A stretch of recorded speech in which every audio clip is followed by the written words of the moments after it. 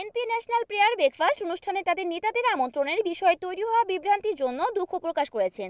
বিএনপির মিডিয়া সেলের পক্ষ থেকে জানানো হয়েছে যে এই অনুষ্ঠানটি মার্কিন সরকার কর্তৃক আয়োজিত হয় না, বরং এটি একটি জাতীয় প্রার্থনা প্রাতরাশ ফাউন্ডেশন দ্বারা পরিচালিত হয়, যা একটি নির্দলীয় সংস্থা। বিবৃতিতে উল্লেখ করা হয়েছে যে 6 ফেব্রুয়ারি ওয়াশিংটন ডিসিতে অনুষ্ঠানটিতে মার্কিন কংগ্রেসের কিছু সদস্য এবং আন্তর্জাতিক নেতাদের অংশগ্রহণ করার কথা রয়েছে। বিএনপি স্পষ্ট করেছে যে অনুষ্ঠানে আমন্ত্রণের বিষয়ে যদি কোনো বিভ্রান্তি সৃষ্টি হয়ে থাকে তবে তারা এর জন্য দুঃখিত।